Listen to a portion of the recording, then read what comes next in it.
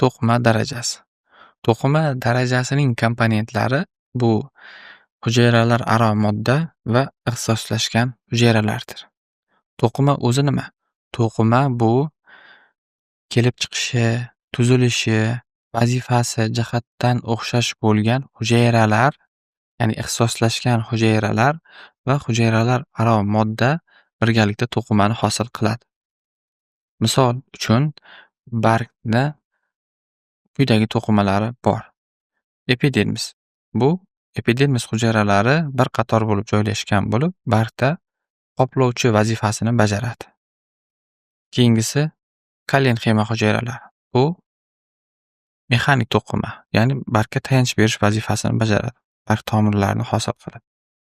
Keyingisi og'izchalar. Ular ham qoplovchi to'qimaning bir turi hisoblanib, ushbu barg og'izchalari bargdagi suv bug'latish jarayonida qatnashadi. Ustunsimon va ovalsimon turdagi hujayralar barg eti, ya'ni bargning asosiy to'qimasini hosil qiladi. Ko'rib turganingizdek, hujayralar aynan bir vazifaga ixtisoslashgan va ular ma'lum bir turdagi to'qimalarni hosil qiladi. Demak, to'qima darajasidagi eng birinchi xususiyat bu hujayralarning ixtisoslashganligi hisoblanadi va hujayralar birgalikda faoliyat olib borishi bo'ladi. Va hujayralar ma'lum bir xususiyatlarga, vazifalarga moslashuvchan bo'ladi. Keyingi darajamiz bu organ. Organ bu turli xil to'qimalardan tashkil topgan tuzilmalardir. Ya'ni endi to'qimalar birgalikda organni hosil qiladi. To'qimalar bir-biri bilan ixtisoslashadi va ma'lum bir tarkibiy qismlarga ajralgan bo'ladi va o'zaro boshqa organlar hamkorlikda ish olib boradi. Misol uchun, o'simlikning bargi. O'simlik bargi fotosintez qiladi, suv bug'latadi, nafas olishda ishtirok etadi va boshqa organlar bilan hamkorlikda ishlaydi. Misol uchun, o'simlik fotosintez qilib, ya'ni barg fotosintez qilib, organik moddalarni hosil qiladi va bu organik moddani ildizga va boshqa organlarga, ya'ni a'zolarga beradi. Ildiz esa tuproqdagi suv va unda erigan minerallarni o'zlashtirib, uni bargga beradi. Ya'ni organlar bir-biri bilan hamkorlikda tizimli ravishda ishlaydi. Demak, mana bitta bargda ko'rishingiz mumkin qoplovchi, mexanik, asosiy to'qima birgalikda turli xil to'qimalar bitta barg degan organni paydo qilmoqda. Demak, organ darajasining komponenti bu to'qimalar. To'qimalar bir-biri bilan ixtisoslashib, o'zaro hamkorlikda organni hosil qiladi. Keyingisi bu organizm darajasi. Organizm darajasining komponenti bu organlar hisoblanadi. Organlar bizda organizmni paydo qiladi. Bu faqat ko'p hujayrali organizmlarga tegishli. Bunday organizmlar borki, ularning tanasi faqat bitta hujayradan tashkil topgan. Ularda na to'qima bor, na organ bor, na organlar tizimi bor.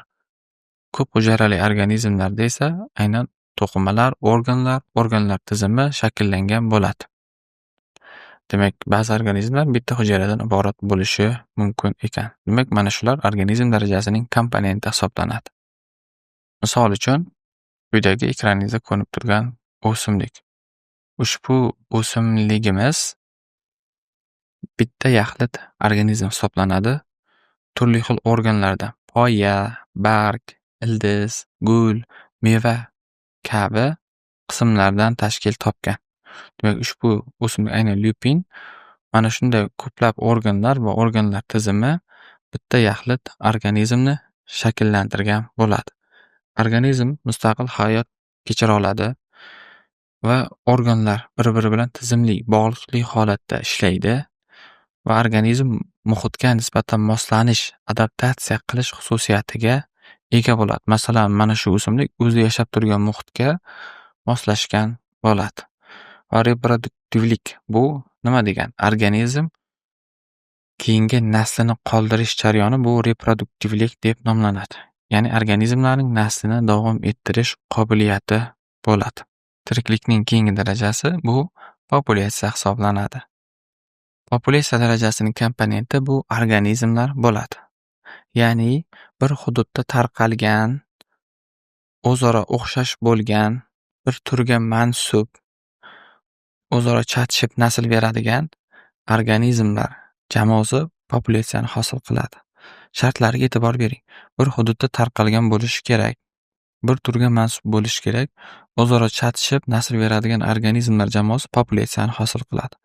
Masalan, bir hududda ko'plab lyupinlar tarqalgan. Ular o'sha hududga moslashgan, o'zaro o'xshash, bir turga mansub, chatishib nasl bera oladigan organizm va bular populyatsiya deyiladi.